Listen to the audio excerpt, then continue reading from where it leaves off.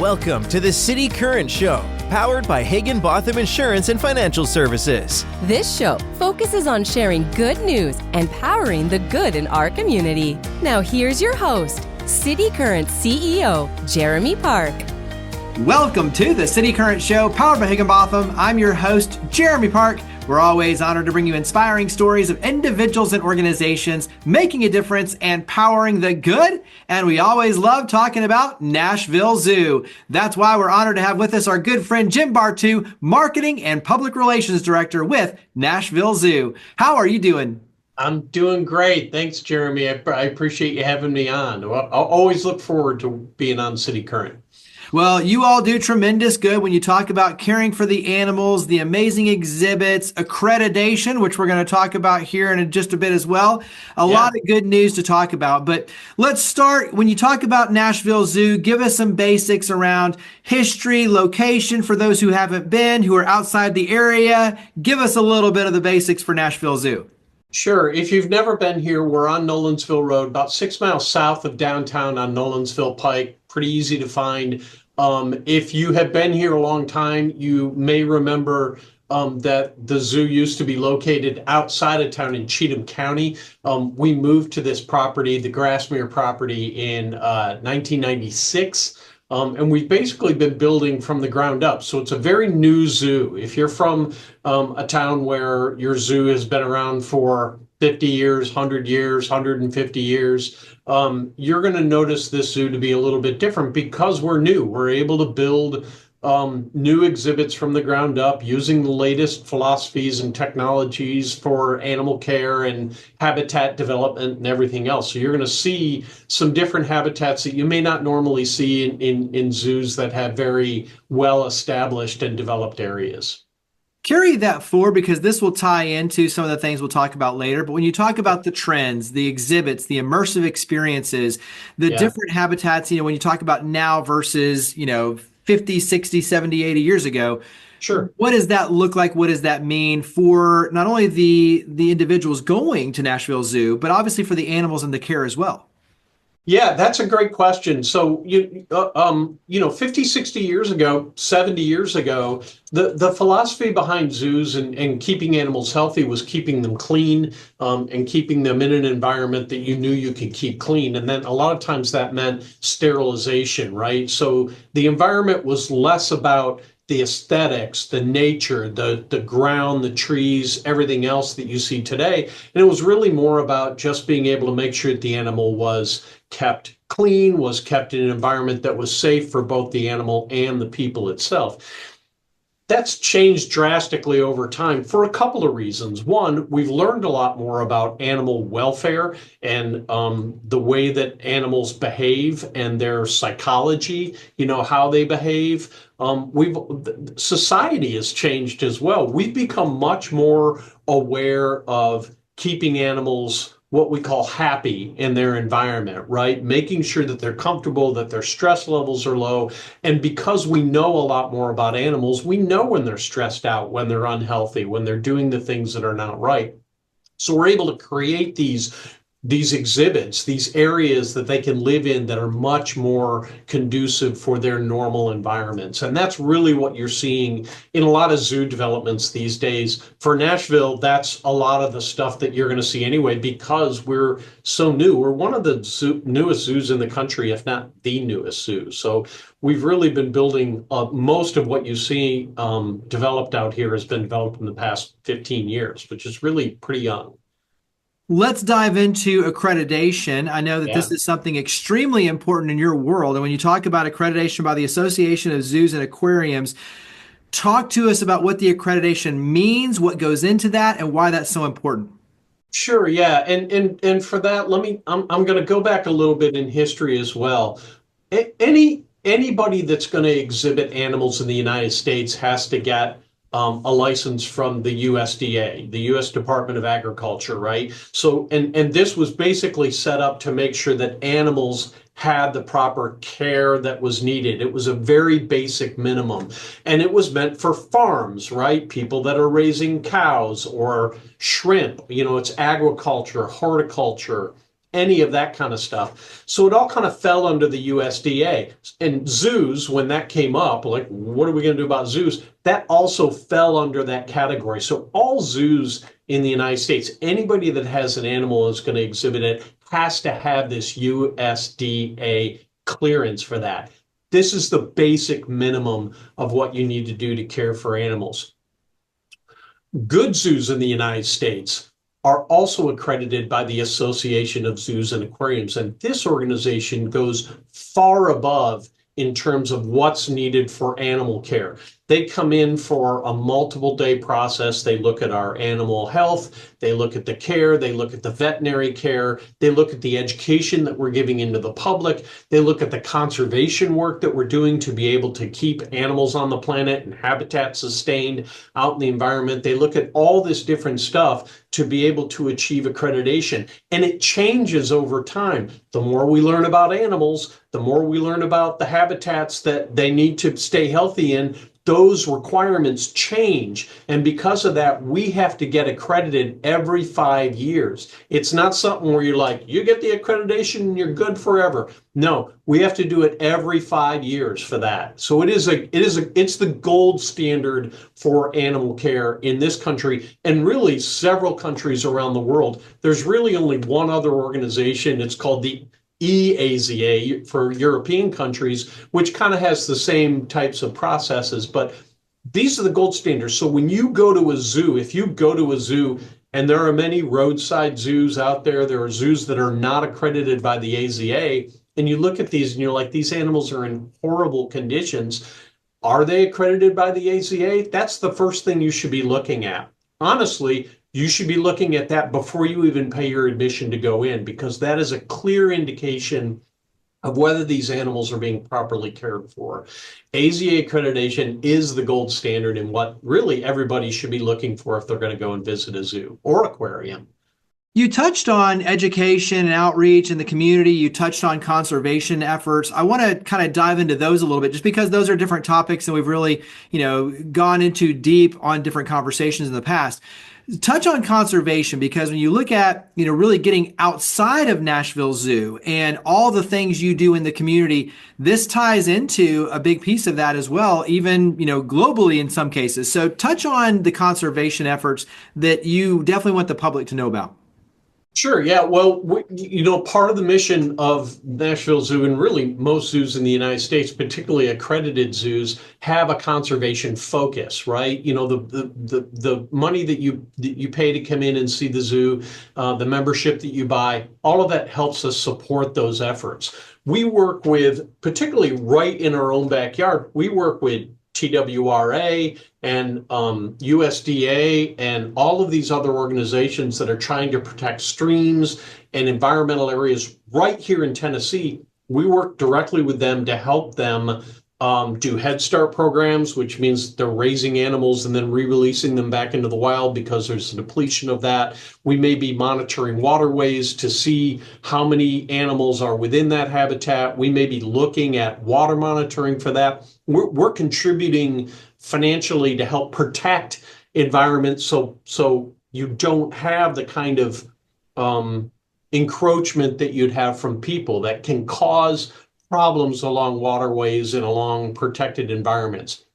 So we work very closely with other organizations for that. We do work similar to this around the world. We just had some keepers go to Africa to study giraffe migration, right? Because giraffes they need to move around, these areas that they live in. And like every other place on the planet, all of that's becoming fragmented. There's highways that are being built. There's communities that are being built. So these animals have more trouble getting from point A to point B. And because of that, they're not able to meet and breed. They're not able to cross the road without getting hit by a vehicle. So their numbers start to decrease. They start to get into trouble.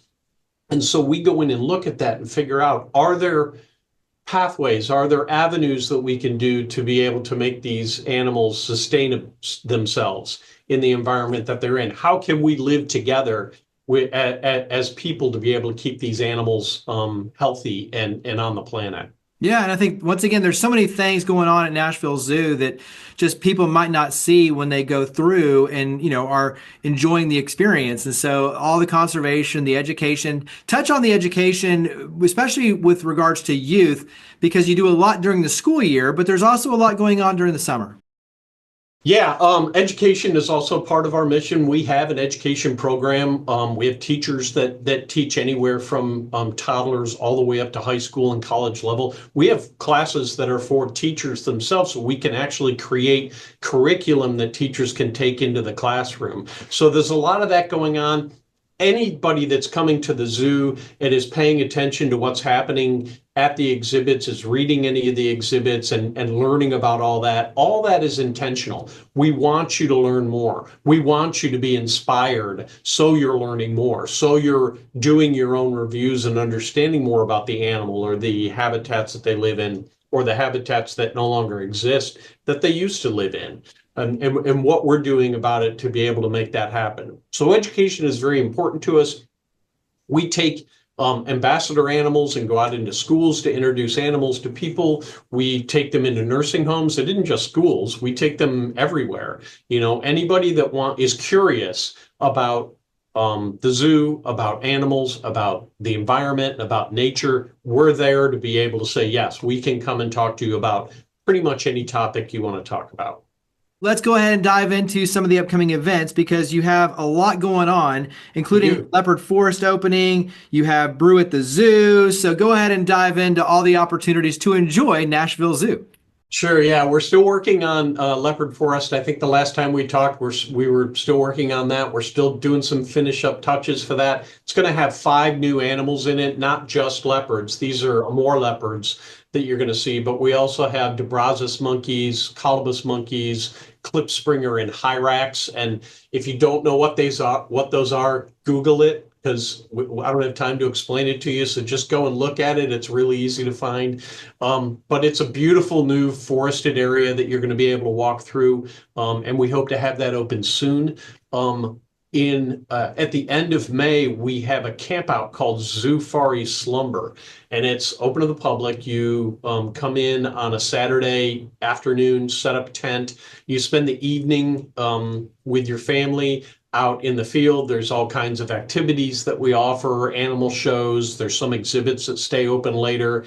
And then you spend the night here. And then Sunday you get up in the morning and you're able to kind of hang around the zoo, watch the keepers come out, bring the animals out on exhibit, and you can stay at the zoo all day that day. If you're into camping and you want your kids to get into camping, this is really kind of a good introduction into that because you're not hauling yourself all the way out to a state park somewhere. You're coming to a zoo in a fairly protected environment with a lot of other people and enjoying the same kind of things together. So it's a very popular event. It takes place Memorial Day weekend. So if you're looking for that, just go to our website and go under events. You can find it. Let's see. After that, Brew at the Zoo is June 13th. We offer lots of different reasons for lots of different people to come to the zoo. Some people just want to come and see the animals, and that's great. Other people want to come because they want to socialize. They want to come with their friends. They want to do something different besides just walking around the zoo. And so we offer some evening activities that are really interesting for that. And if you've never walked around the zoo at night after dark, I got to tell you, it's a completely different experience. Brew at the Zoo offers that. It's really focused on lots of different local microbrews and breweries around town. So you can sample beer along the way. There's food trucks there. There's all kinds of entertainment, live entertainment, that couple of stages that we have and DJs that are set up. So there's all kinds of great entertainment that's there. Of course, we have animals. Some of the ambassador animals are out on the pathways, so you can meet some of the animals up close. We have animal shows that are there as well. So lots of different things to do for an event like that. And the money goes to help the zoo's conservation work. So it's another way to be able to support the zoo. So those are a couple of great things that we have coming up. In July and August, we're also going to have, during the Saturday, starts to get pretty hot in July and August. I don't know if you've noticed that about Nashville, but it starts to get a little hot in July and August. So we're going to create a new event this year called Summer Splash Saturdays. We've had something similar to that, but we're going to offer it on Saturdays in July and August, and we're going to offer lots of different ways that people can cool down while they're here, misting tents and different ways that you can get in the water and cool off and this and that. So we're still kind of working on the details for stuff like that, but that's what you can look forward to in July and August if you're looking to get out during those times. I love it. Well, wrap up with memberships, opportunities for the public, for companies, sponsorships of these events. So talk about the many ways the community can get behind and support Nashville Zoo. Sure. Yeah. The best, if you've never been to the zoo, if you're not familiar with the zoo, first step, get a ticket, come on in, see what we're all about. If you like what you see and you want to come back again, consider a membership. You can visit year round for one solid price, and it pays for itself at about 2 or 3 visits. I would say probably 70 to 80% of the people that buy membership do that because of that transactional process, right? This is a deal for us, so we're going to do this. It's great for my family. I can take my kids here every day. It's wholesome, it's education, it's good. We also have a lot of people that, because they believe in what we're doing, they believe in the growth that we're doing, they believe in creating this family-friendly environment, this environment that helps the environment as a whole, that helps animals as a whole, that helps to educate people as a whole. We're a nonprofit organization, so we have people that donate to us in lots of different ways. Businesses do that straight up to donate to help support us.